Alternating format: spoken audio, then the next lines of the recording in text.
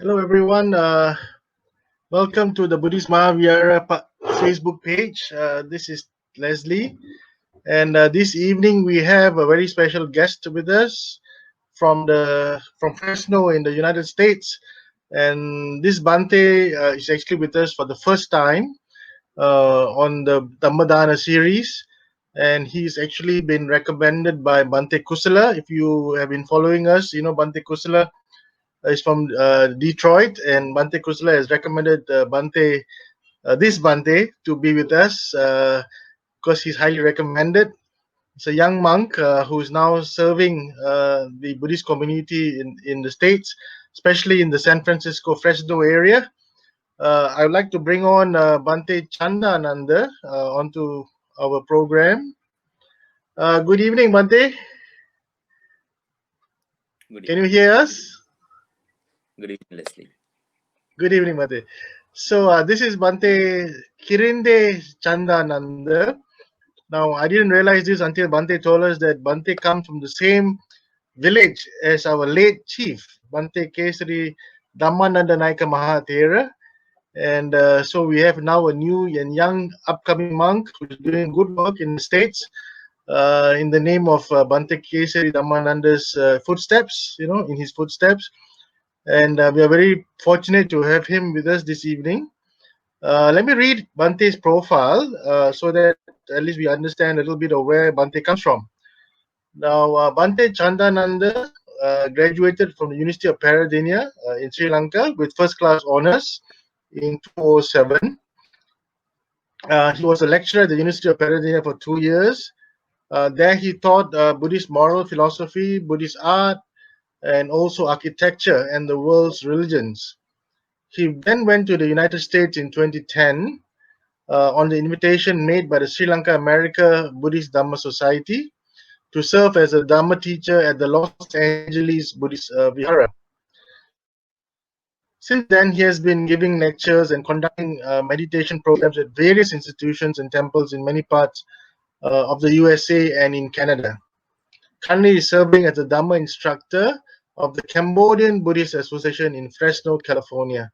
So I'd like to now welcome Bhante Chandananda to give his Dhamma sharing. It's the Dhamma sharing is actually called what the Buddha realized under the Bodhi tree or realized at the Bodhi tree.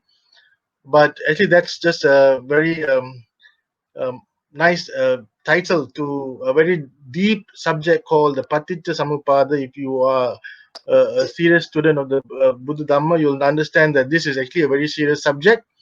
But Bhante has given us a very nice title as what the Buddha taught or what the Buddha realized under the Bodhi tree, right? So now I'd like to hand over this session to Bhante Chandananda. Bhante, would you like to please carry on? This whole evening, you have about another 40 minutes or 45 minutes to explain to us about the Paticcasamuppada.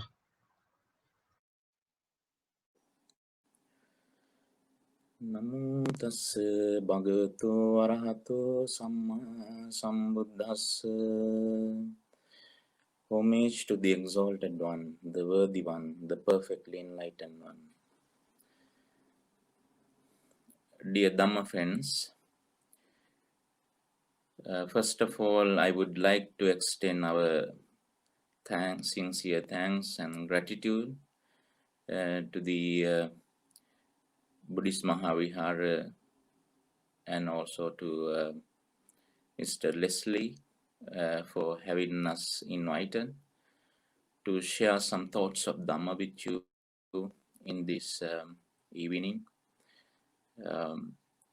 So as you are already aware of the topic tonight, we have a very special Dhamma discussion on the topic what the Buddha actually realized at the Bodhi tree, or what the Buddha actually realized under the Bodhi tree. In other words, what we are going to discuss tonight is the Paticcasamuppada, the central philosophy of Buddhism. This is exactly what the Buddha realized. sitting under the Bodhi tree on the very day he attained enlightenment. Now, as the Dhamma seekers, as the seekers of Nibbana, we always have to refer to this very enlightenment of the Buddha. This is where we can really see the deep Dhamma, the profound Dhamma Buddha realized.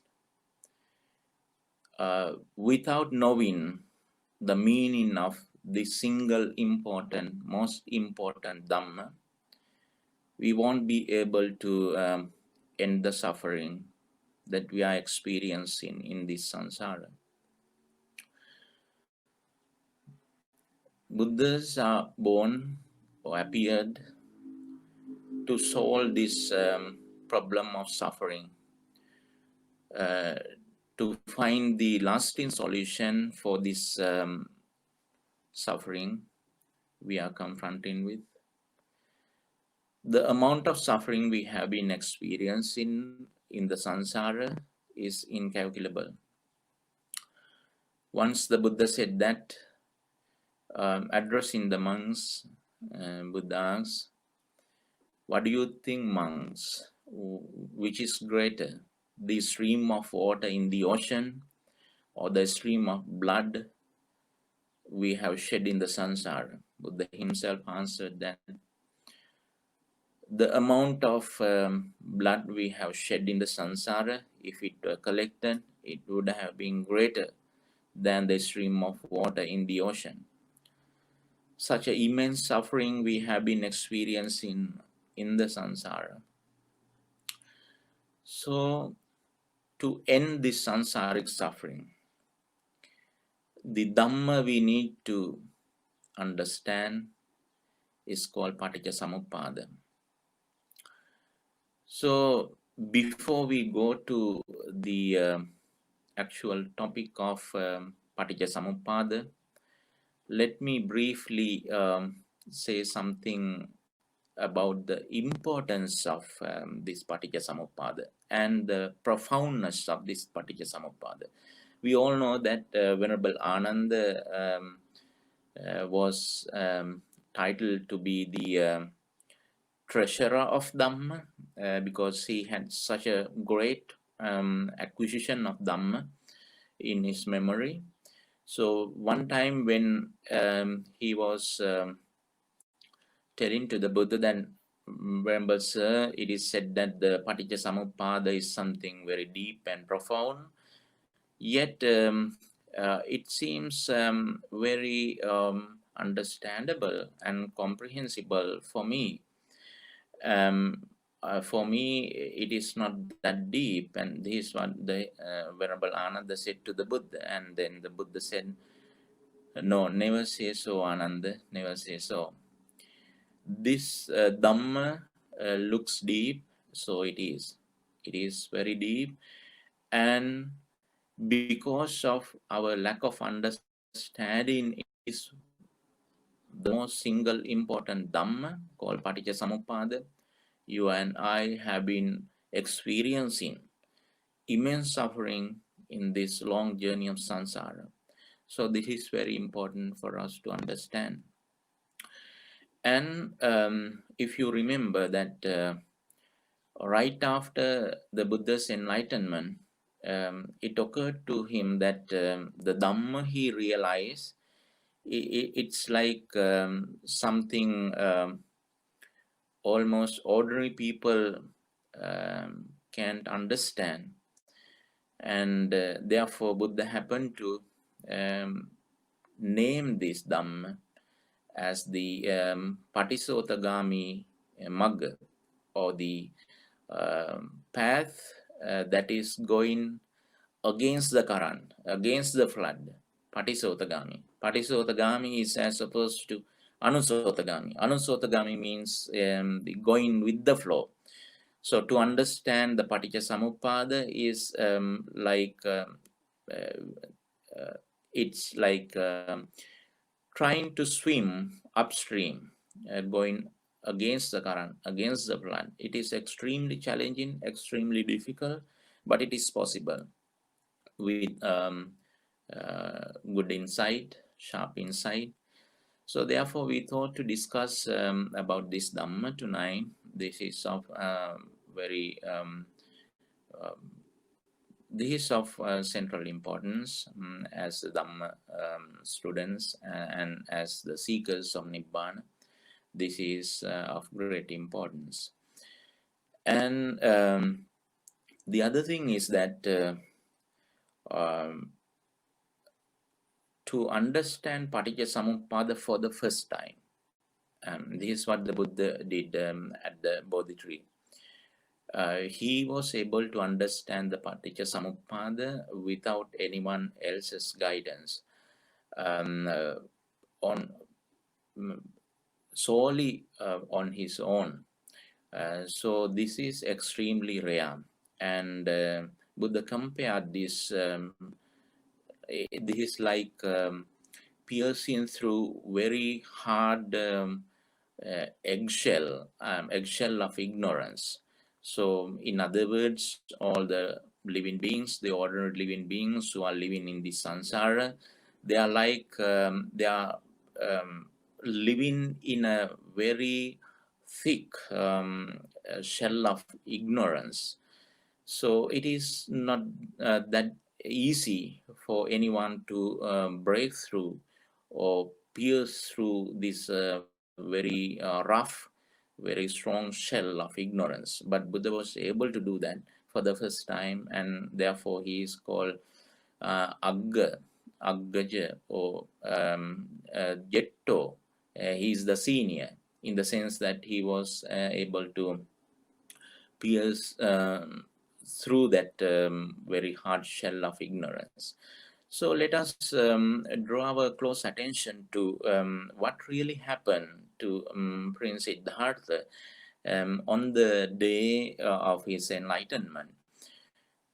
So we all know that he sat under the Bodhi tree on the full moon day of May, and he first went into a deep meditation where he was able to obtain higher jhanas. He was able to, for instance, he was able to attain to the first jhana, second jhana, third jhana, fourth jhana. Jhanas are the meditative absorptions, the first four absorptions. Not only that, he was able to attain to some higher cognitions too, retrocognitions, and also divine eye, with which he was able to see um, how beings are born into different realms of existence in accordance with their karmic energy. So then thereafter, he directed his mind towards very deep Dhamma. And this is the question he always had in his mind, even during the period of practicing or fulfilling paramis. So the only question, only problem, the question he was always puzzling is this problem of suffering. Now, among many problems we encounter, we confront with in our lives, the problem is of suffering is the most immediate problem that we encounter, that we we are confronted with. So Buddha wanted to find out a lasting solution for this problem, the problem of suffering.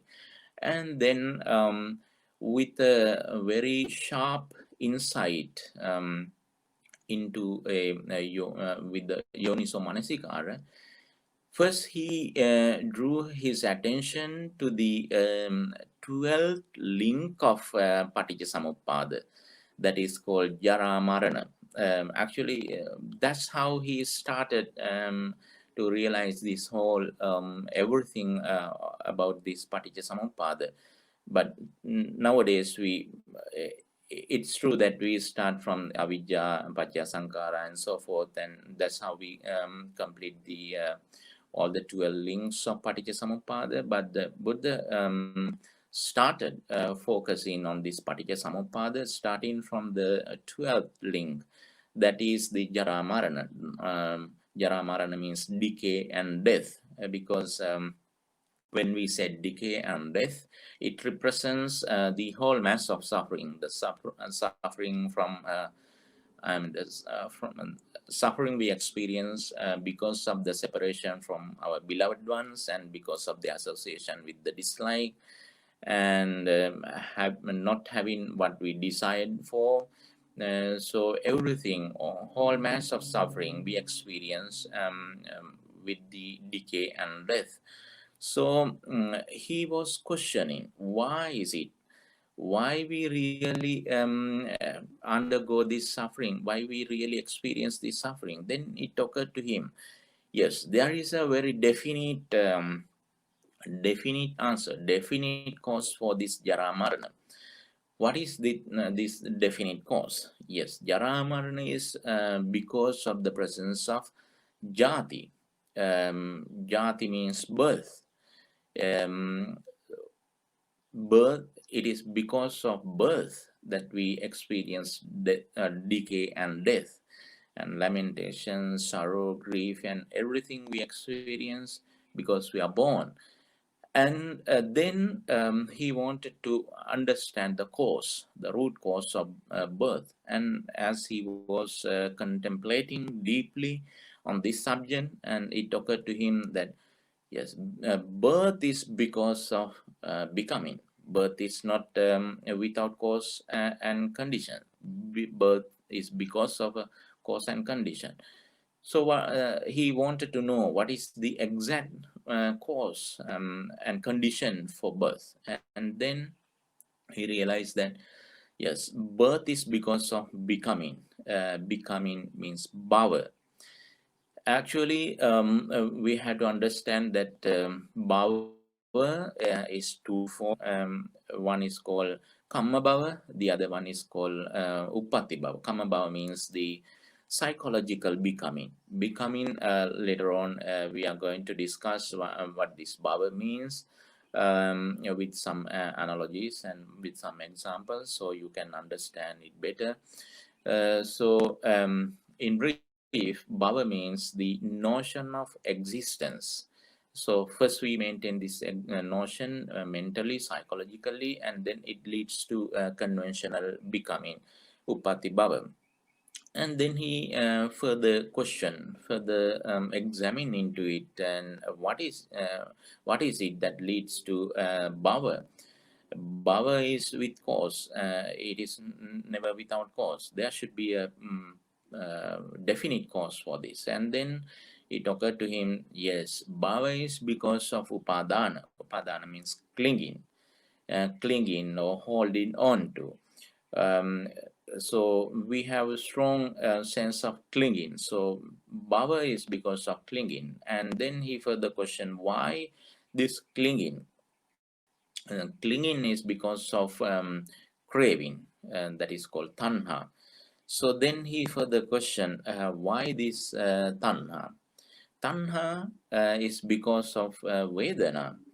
Vedana means sensation. So then he further questioned what is the cause for Vedana.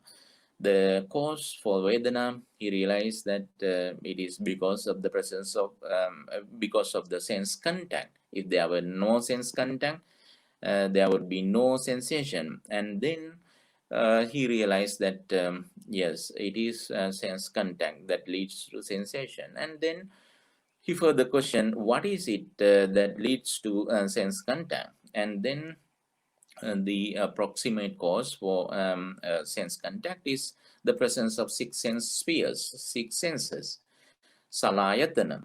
So then that is very obvious.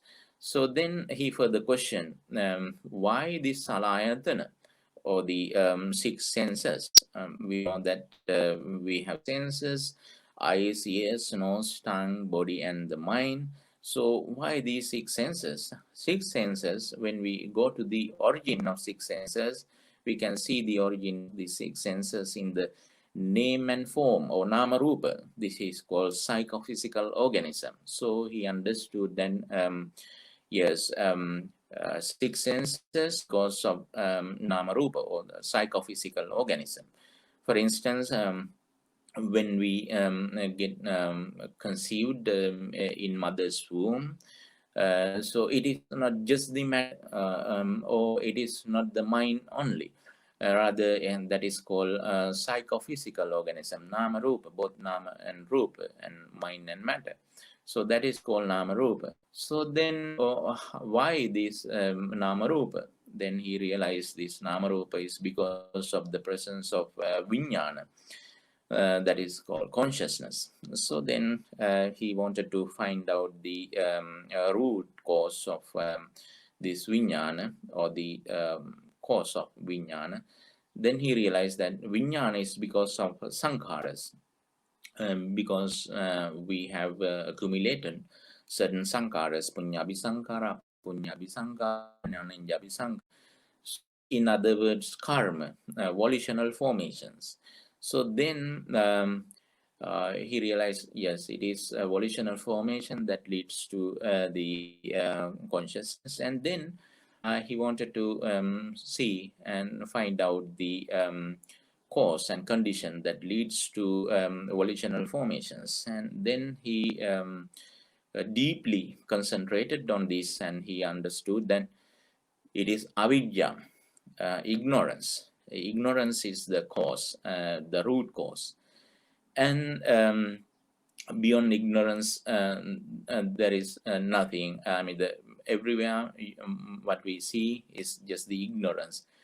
Because of ignorance, then he understood, yes, it is because of ignorance volitional formations come into being, and because of volitional formations vijnana or consciousness come into being, and because of vijnana namarupa comes into being, and because of namarupa salayatana comes into existence, and because of salayatana there is senses, or six senses. And when there are six senses, then there is sense contact, and when there is sense contact, it is the sensation is the result.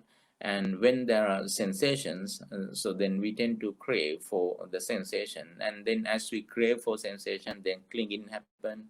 And when we cling to things, then becoming, we maintain the notion of existence. And then as we maintain this notion of existence, and then we are subject to birth, that is called jati.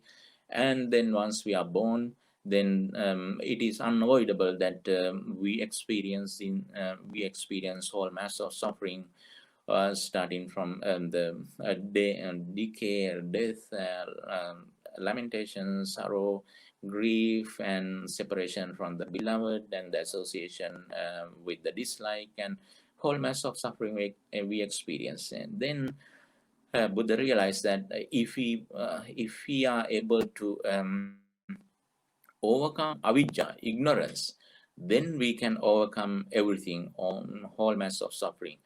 And then as he was contemplating from jara marana to up to avidya, he was able to understand two truths of Four Noble Truths.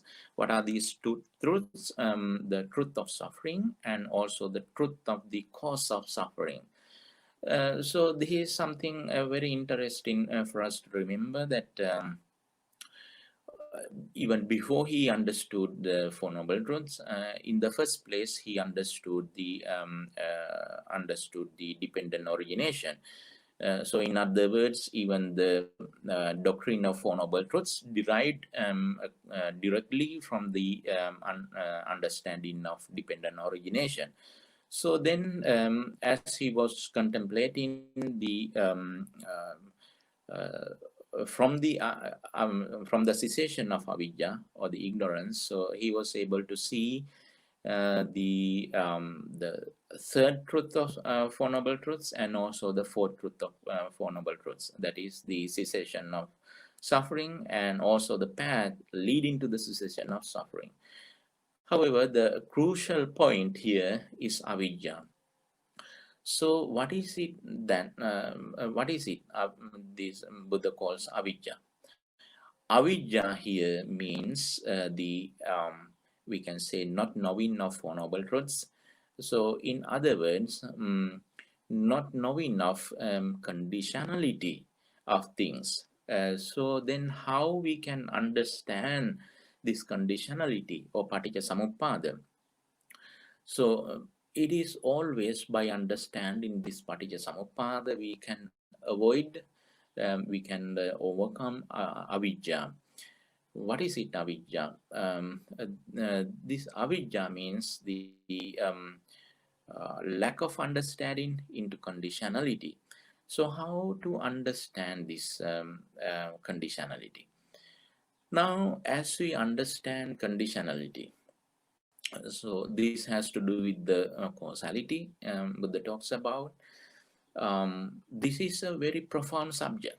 It is always by understanding this avijja, the nature of avijja, we can overcome the whole mass of suffering.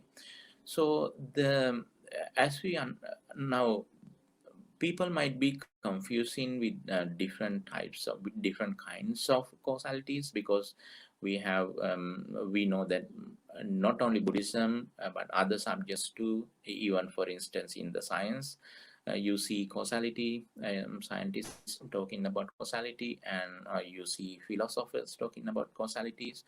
So then how to distinguish the causality Buddha talks about from that of other causalities?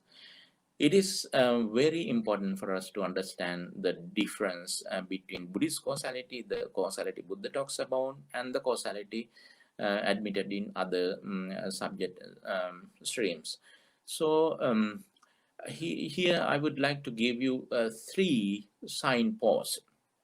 As you understand the causality or Paticcasamuppada rightly, as you understand it rightly, you come across these three signposts. The first signpost is that even though the causes are led to effect, by no means effect represents the properties of causes. So in other words, that even though causes are responsible for the arising of effect, effect itself doesn't represent the causes. We will understand this relationship with some similes and some analogies. This is the first road sign. And the second road sign is that as you understand Paticcasamuppada rightly, correctly, accurately, you must be understanding that it is something, it refers to something that having not existed before, it comes into existence with the arising of necessary conditions, ahutta sambhutang, and huttana bhavisati, and it ceases to exist once the necessary conditions are broken. This is the second road sign or second signpost. In other words, that when we rightly understand conditionality or causality, we should be able to understand that um, things arise not been existing, having no existence before, and with the breakup of any of the necessary conditions, it comes to cease, or it ceases to exist. So this second road sign we should be coming across as we understand the Paticcasamuppada rightly and correctly and accurately. And the third road sign is that as we understand Paticcasamuppada, it avoids both notion of existence and the notion of non-existence. So using these three characteristics of Paticcasamuppada, we can understand, we can make sure that we understand the right Paticcasamuppada, or the conditionality Buddha talks about, the causality Buddha talks about. And where we have to understand this Paticcasamuppada or the causality in our experience, within our experience. Now, this Paticcasamuppada is called dependent co-arising, dependent co-arising, as opposed to independent arising. Now, for instance, Buddha realized that this is why he compelled to term this Dhamma, name this Dhamma as the as something going against the current, against the flood, Patisotagami, because the entire world is of this view that the things are existing independently. But Buddha realized that that is not the case, that things exist only as long as conditions exist, or the necessary conditions exist. So this Dhamma we had to comprehend. For instance, now you can check with yourself that whether you are going against the flow or going with the flow. If you are going with the flow, you should be thinking that the things you see, things you hear, things you smell, touch, and everything that you experience through your senses, then you think that they must be existing out there independently. But as you understand Paticcasamuppada, you understand that the things we experience through our senses, six senses, they don't have existence on its own, of its own. They are of dependent nature. This is what the Buddha called as the Paticcasamuppada, or dependent co-arising. So let me give you a simile so that you can comprehend everything we talked about in this lecture. For instance, um, when we see a shadow of a tree cast on a ground, this shadow, as we analyze this shadow from the perspective of Paticcasamuppada, then you can understand, you can see these three significant signposts in it. So what is it? What is it? This shadow. What this shadow is, and how it arises, and what is this phenomenon? Actually, shadow cannot exist on its own. For us to see a shadow, then there should be, let us confine this into three most necessary important conditions. What are these three necessary conditions? For instance, there should be an existence of a tree, and then the ground and the light. So when these three necessary conditions come together, we see the result is shadow.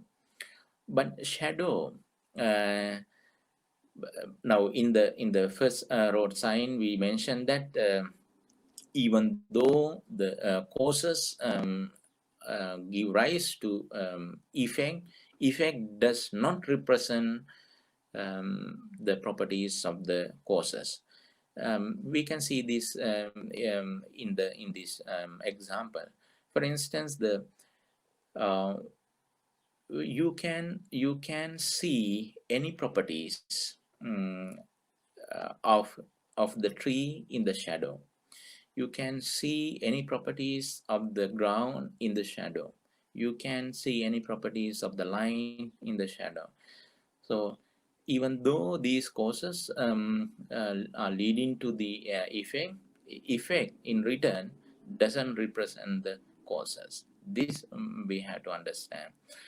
Uh, and also, as you understand this Paticcasamuppada, we mentioned that you are likely to avoid both notions of existence and the notion of non-existence.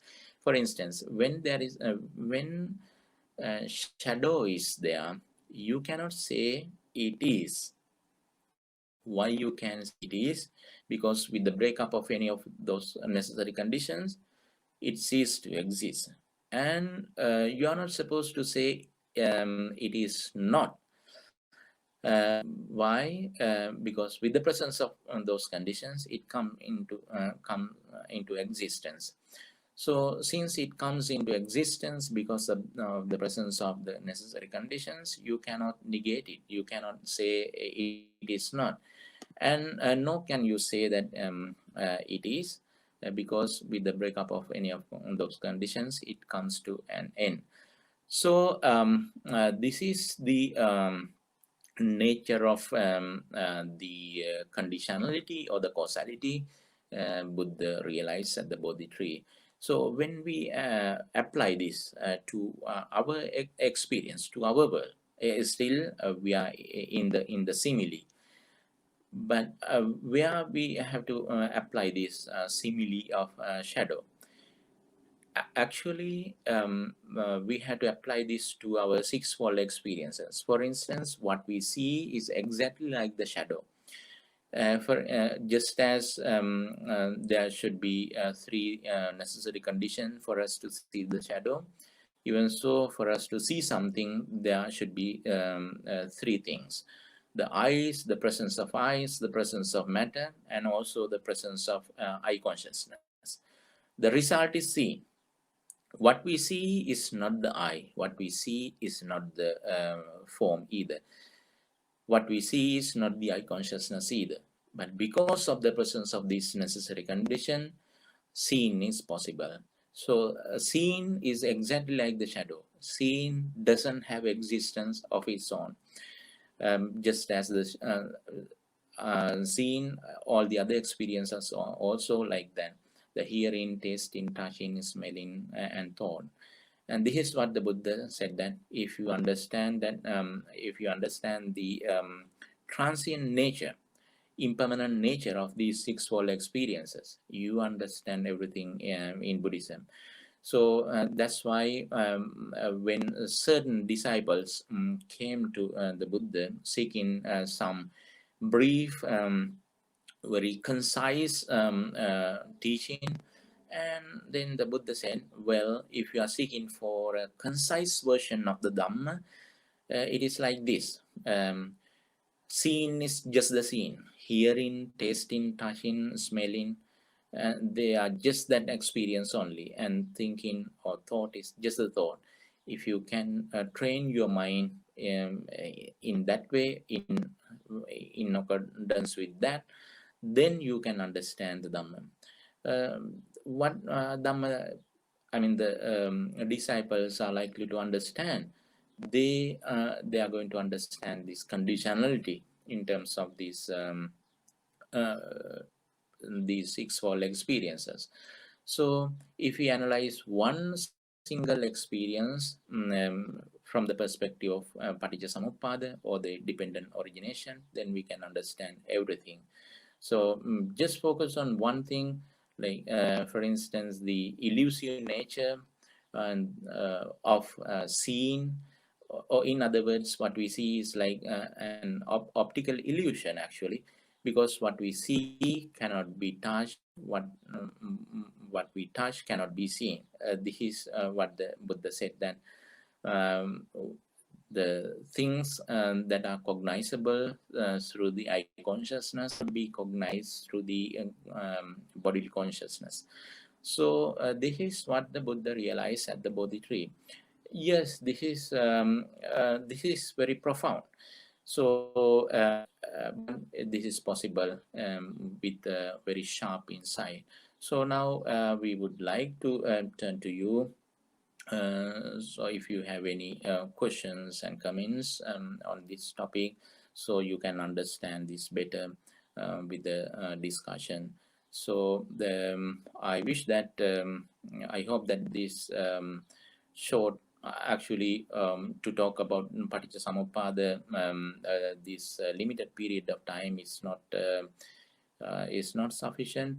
But at least if you were able to get some idea about the subtleties and nuances of this Paticcasamuppada. That also will guide you as you understand Paticcasamuppada in the future.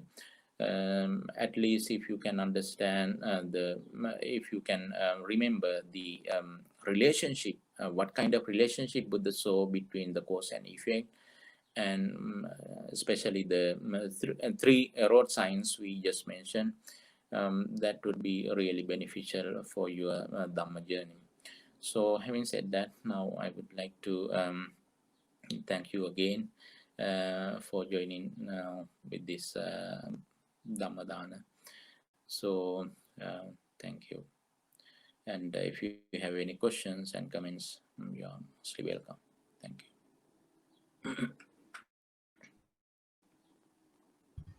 Thank you, Bhante. That was quite interesting discussion on the Paticcasamuppada.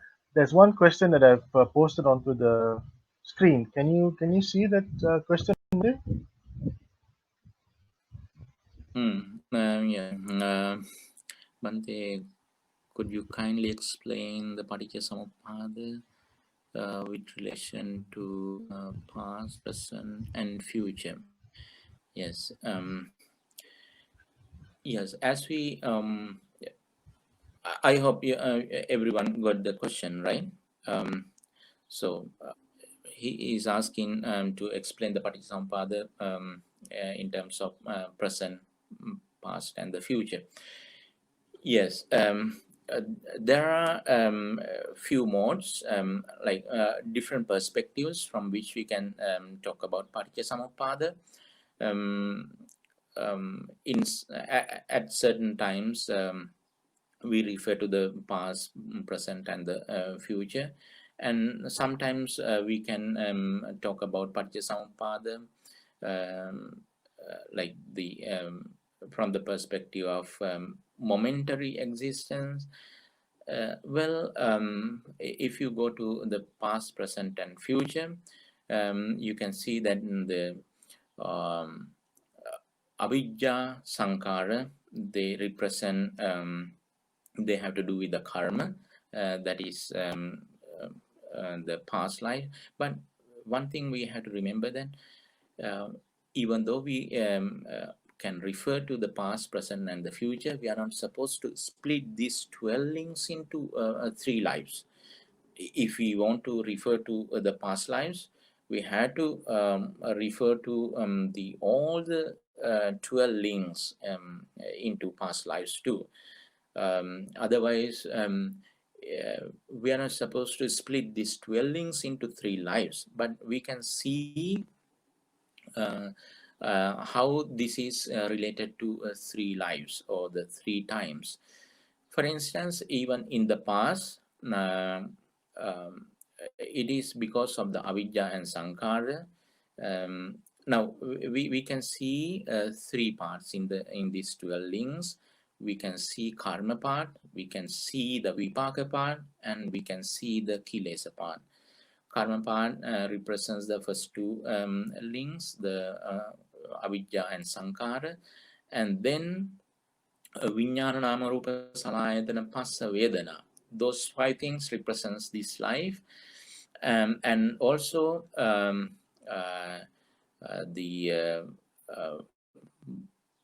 Tanha Upadana Bhava, they represents the kilesas, and the result is Jara Marana. So even when we go to the past life, for instance, in the last life also, what we experienced was these 12 links because of the presence of avidya and sankara. Then the vijnana nama rupa salayatana passa vedana, that is the life, and then because of our lack of understanding into this conditionality, we crave for the sensation. Then because of the sensation craving, and then because of craving, then clinging, and because of clinging, then becoming, and then we again experience jara marana, and the same cycle repeated again. And then at the last moment, uh, of our life in our last life. Then as we were maintaining that becoming nature, then we were we were subject to birth again. So this is how the whole cycle repeats itself. So uh, there is a term called adhana, and also there is a term called kana, and there is a term called muhutta. We can explain the Paticcasamuppada. Adhana means like referring to the past, present, and the future. And kana means we can refer to the we can explain the Paticcasamuppada referring to the moment, kana, and muhutta, this momentary existence. So in these I mean different ways we can explain it. So uh, yeah, I hope that you are able to understood that. If not, you can have follow-up questions.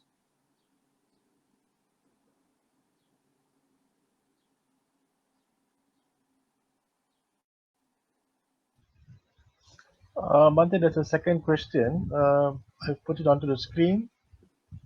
Can you see that? There is another question. What is adicca sampassa and paticca? Yeah, adivachana sampassa and patiga sampassa. Yes, adivachana sampassa and patiga sampassa. Adivachana sampassa means the mental, psychological contact, and the patiga sampassa means actual physical contact. So we can see in all the six senses these I mean Paticca Sampassa and Adivachana Sampassa. For instance, when you see something, uh, if there is a sensation arising because of the eye, because of the form, and because of the eye consciousness, then that sensation is called Paticca Sampassa. And because of this Paticca Sampassa, then you can get this almost same experience through your mind too. But that time it is called Adivachana Sampassa. Adivachana Sampassa means you have mental experience over your physical experience. For instance, while you are experiencing something, this happens so rapidly, very fast, that right after your physical contact, then this mental contact occurs. So we sometimes don't understand that we are just using, and we are just referring to Adivachana Sampassa. I mean, the use in the Adivachana Sampassa, we refer to the Paticca Sampassa, but all the conditions, necessary conditions that led to Paticca Sampassa already dead and gone. But now we associate with the Adivachana Sampassa. Adivachana Sampassa means mental contact. So that is the basic difference, Adivachana Sampassa and Paticca Sampassa. Paticca Sampassa, for you to have Paticca Sampassa, always it requires the presence of eyes and presence of other five senses and the respective sense stimuli, and also the respective sense consciousness for you to experience Adivachana Sampassa. Then it is just the mind, but mind has data acquired from your fivefold sensory experiences. So then based on those data, you can you get Adivachana Sampassa. That is the basic difference.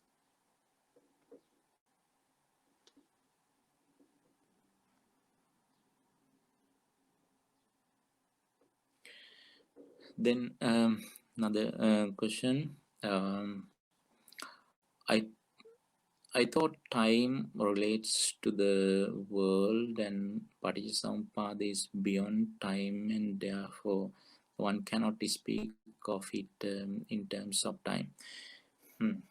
Actually, time is not an absolute thing, but we refer to time to as we understand Paticcasamuppada. For instance, you can see in certain suttas in the Nidana Sanyutta of the Sanyutta Nikaya that Buddha talks about the 45, 45 modes of Paticcasamuppada and also 77 modes of Paticcasamuppada. There, for instance, when he talked about the 44 44 links of Paticcasamuppada, he directly refers to the Atita, he directly refers to the Vartamana, um, or Paticcasamuppanna, or he directly refers to the future. So there is nothing wrong with that. There is nothing wrong with wrong in like referring to the past, present, and the future, because if you are already deluded in the convention, you cannot experience the ultimate truth. First, we had to overcome the delusion and ignorance at the conventional level. So therefore, you have to refer to the Atita and Pachuppanna and also Anagata. So it's okay, and it is compatible with the Paticcasamuppada, and it's okay with the Paticcasamuppada that you still refer to the past, present, and the future. But as you understand, there is a point where you understand even the very mind that comprehends Paticcasamuppada is conditional. You come to that point too. But until you come to that point, you have to refer to the conventional level of Paticcasamuppada, conventional truth, and then there also you understand Paticcasamuppada. So then you can overcome the entire ignorance by understanding the Paticcasamuppada in its fuller sense.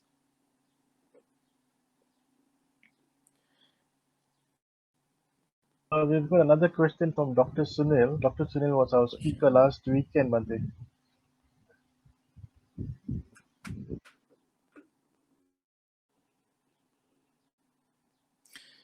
Didn't the Buddha realize Paticcasamuppada as a way of transcending the world?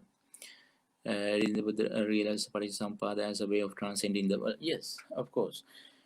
World, we should remember that world always refers to the world of um, five aggregates of clinging, upadana loka.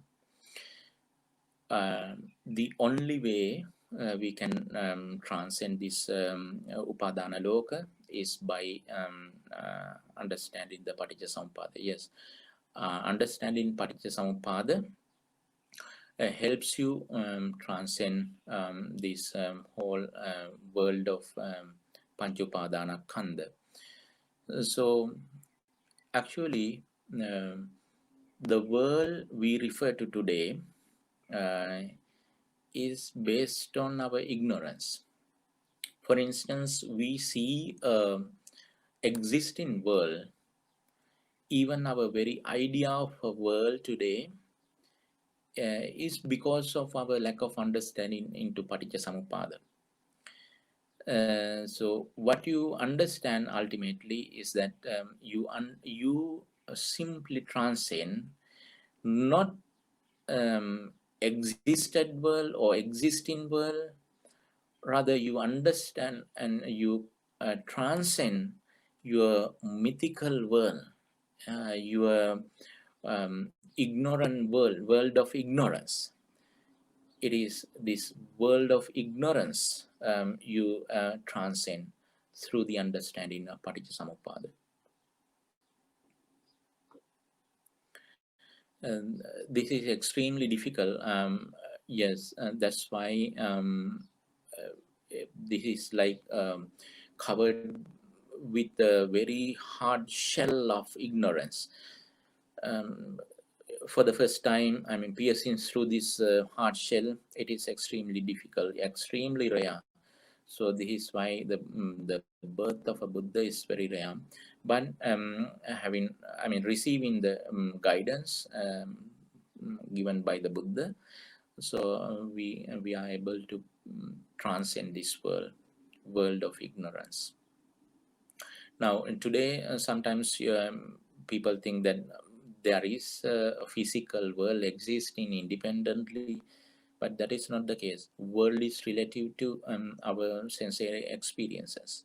For instance, world is nothing but these sixfold experiences. One time, a monk came to the Buddha and asked, Venerable Sir, even though we listen to the Dhamma, we know that there should be some other things too. Please, kindly, out of compassion for us, can you teach us everything about the world? And then the Buddha said, well, yes, I can teach you everything about the world. And Buddha said that everything is six senses and the six sense stimuli. If anyone were to talk about anything beyond these 12 links, 12 things, he can make any point out of it. So, in other words, everything in the world is can be reducible to these sixfold experiences. So, what we transcend in the end is nothing but the this empirical world or experiential world, or the world of experience, or in other words, the world of Pancha Upadana Kanda through a number of natural law. Oh. Yeah.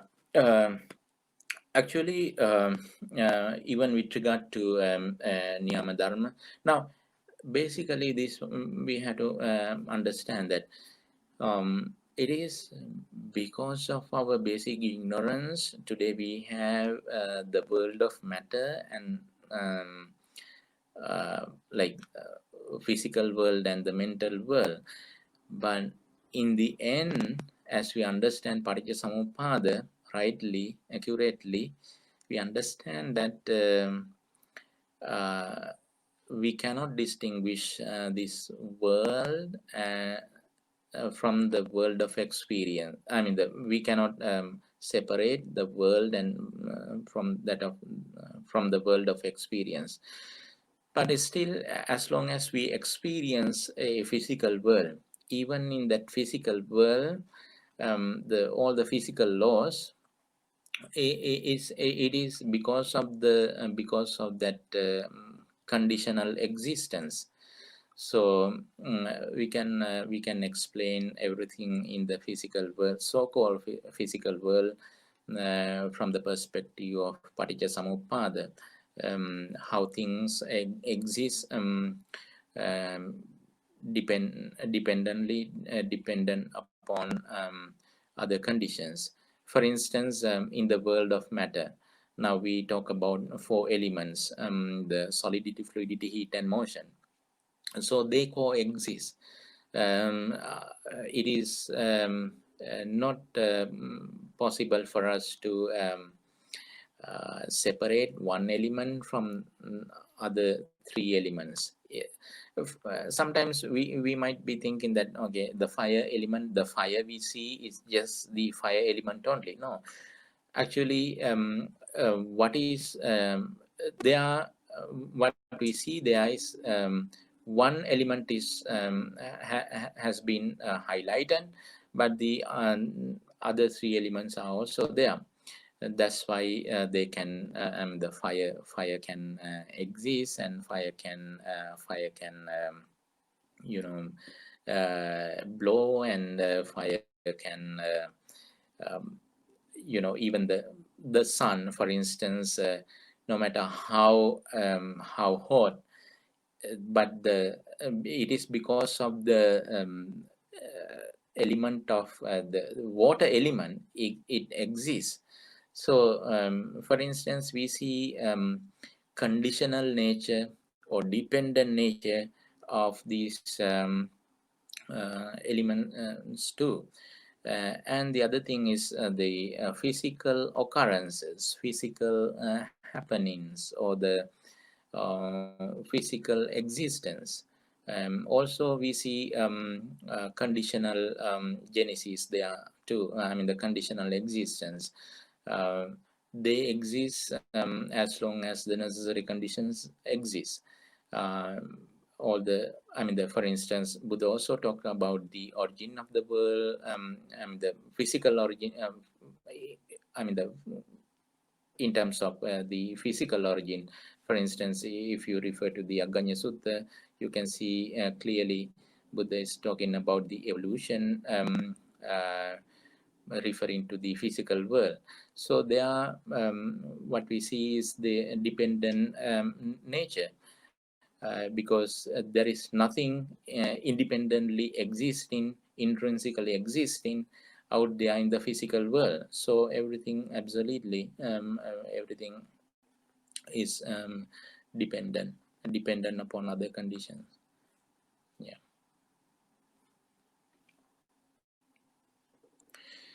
Um, yeah. And there is another question, Bhante. The 12 links of Paticcasamuppada is often taught as taking place so past, present, future lives. Understand that the 12 links can also occur here and now in this existence without bringing in past, future lives, which view is the correct one. Yeah. Uh, well, I actually we discussed this question too a moment before, but let me elaborate it now a little further. Now, um, if you try to understand the momentary Paticcasamuppada, leaving the leaving your ignorance, I mean, the keeping your ignorance is still um, I mean, in the past, present, and the future, then you can understand Paticcasamuppada. No matter how hard you try to understand the momentary Paticcasamuppada, you can understand it. First, that's why, as you understand Paticcasamuppada, when you understand that uh, the first part of Paticcasamuppada, you attain to the first stage of enlightenment. That is called Sotapanna. For you to attain Sotapanna, um, uh, you refer to the Kayanupassana. When you practice Kayanupassana, you are going to focus your attention on how this Kaya arises and how this Kaya ceases, and there you understand, yes, this Kaya is because of the avidya, because of the karma, because of tanha, because of ahara. And then sometimes you have to refer to the atita, and you have to refer to the Vartamana, and you have to refer to the Anagata too. So by contemplating deeply in accordance with the Paticcasamuppada, you overcome the idea of a self or soul, or any substantial entity in relation to this body, in relation to this matter. So then you overcome one a layer of ignorance, and then you come to the first stage of enlightenment. So to understand Paticcasamuppada, and also to overcome avijja, we follow the graduated path. In other words, you peel off the ignorance layer by layer, layer by layer. And as you peel off the ignorance layer by layer, You comprehend the Paticcasamuppada layer by layer, and then you go to its essence. So, for instance, as long as you have ignorance about matter, then you have to refer to Adita, what Pachupanna and Anagata. But it doesn't mean that you have to go to the past, but you refer to the past, and just to understand the fact that even in this past, this is what really happened, and um, and this is what is happening right now, and this is going to happen if we don't remove the cause, and then this will continue to be in the future too. So that way you can refer to the past, present, and the future. Nothing wrong with that. But ultimately, in the end, especially when you go to the I mean, as you pass the first three stages of enlightenment, then comes to the point, very subtle point, that you are able to comprehend the entire Paticcasamuppada within one single thought experience. So you can see arising and ceasing nature. Yang kinchi samudaya dhamman sabbantan nirodha dhamman. You can clearly see all that is of the nature to arise is of the nature to cease. If you actually the same principle, but at different stages, you understand it differently, but the same principle doesn't change. The same principle, what is this same principle? All that is of the nature to arise is of the nature to cease. Yang kinchi samudaya dhammang sabbantan nirodha dhamma. This is what you understand at the Sotapanna stage, Sakadagami, Anagami, and also at the Arahant stage. This is what you understand. But at the Sotapanna level, yes, you overcome the ignorance related to the past, present, and the future. That's why you see that in the Vichikicha, you overcome Vichikicha in relation to the past. You overcome Vichikicha in relation to the present and the future. Atite Kankati.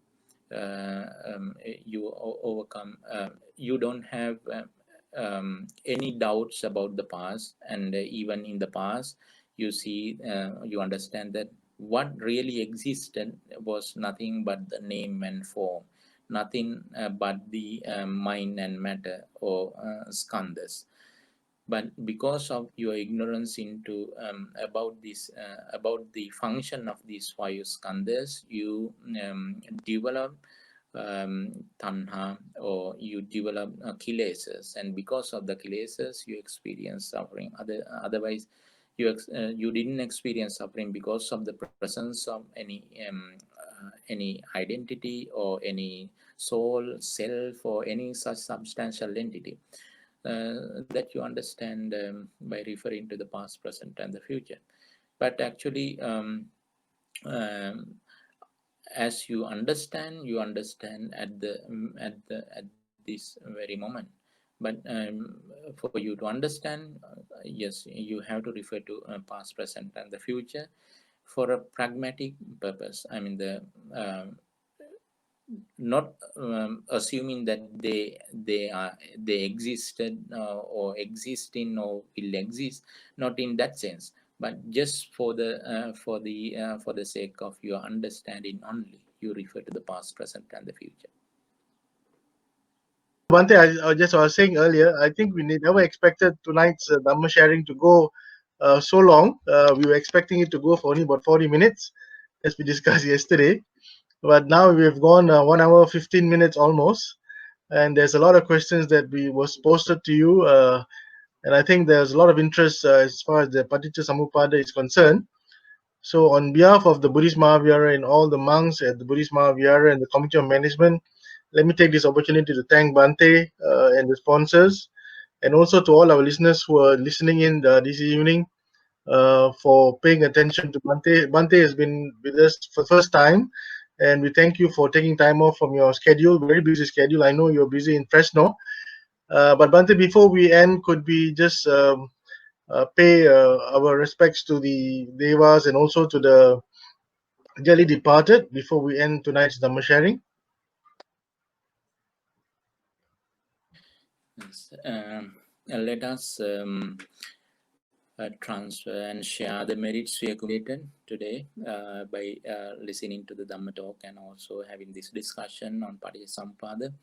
So we were able to acquire a great deal of merit. So let us think about all our departed relatives. Especially, I would like to remember with so much respect and gratitude late Venerable, Most Venerable K. Sri Dhammananda Mahanayaka Thera,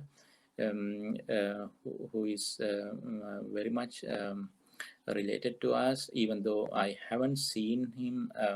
I never got the opportunity to see him when he was alive, but he was born in the same village I was born. So and he made a really he was a real role model for our life too.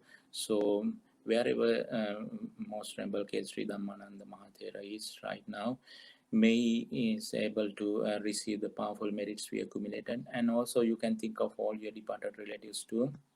May they be able to receive the powerful merits we accumulated. May they be well and happy. May they all be able to attain the supreme bliss of Nibbana. With that intention, let us recite the Gatha to transfer our merits to them all. Idamme nyati nang hotu sukita huntu nyatayo. Idamme nyati nang hotu sukita huntu nyatayo. Idamme nyati nang hotu sukita huntu nyatayo. And let us share these merits with all the divine beings, all the devas, all the deities. May all the deities who protect the Buddha Sasana protect the lives, all your lives, and may they be able to receive the powerful merits we accumulated today, and may they keep the eye on you and bless upon you, and may with the blessings of all the devas, may you be able to succeed in all your righteous endeavors, and may you all be well and happy, and may all the Bhantes of the Buddhist Mahavihara and all the Bhantes living around the world, serving the Dhamma, serving the world, and may all everyone in your family members be protected by all the devas, and with the blessings of all the devas, may you be able to succeed all your righteous endeavors, and may you be all well and happy. May all the devas also be able to attain to the final bliss of liberation. With that intention, let us recite the gathas to transfer our merits. Akasatha Chebummatta Devanaga Mahidika Punyantang Anumodita Chirang Rakantu Loka Sasanang. Akasatha Chebummatta Devanaga Mahidika Punyantang Anumodita Chirang Rakantu Desanang. Akasatha Chebummatta Devanaga Mahidika Punyantang anumoditva chirang rakhantu tvang sada. Thank you, Bhante. So we've come to the end of this evening's Dhamma sharing. Please do join us this coming Sunday. We have another Bhante from the United States, Bhante Samita, who will be from Connecticut in the States. We'll be talking about the origin of individual and social suffering based on the Mahanidana Sutta. So you can join us again on Sunday night at 8:30. And once again, let me thank Bhante Chandananda for being with us this evening. Bhante, thank you so much. hope to see you again soon. Yeah, and stay safe. Good night. Okay, Yadu. Yeah.